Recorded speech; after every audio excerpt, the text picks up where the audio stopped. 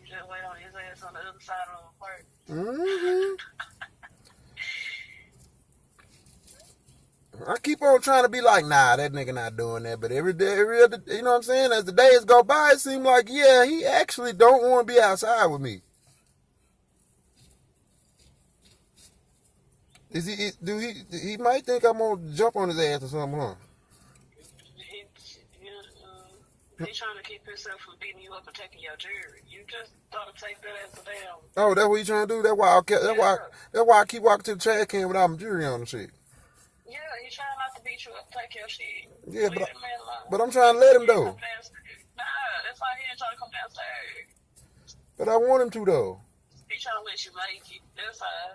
I want to not make it. No, let the man let you make it. I want to get beat up and my jewelry took.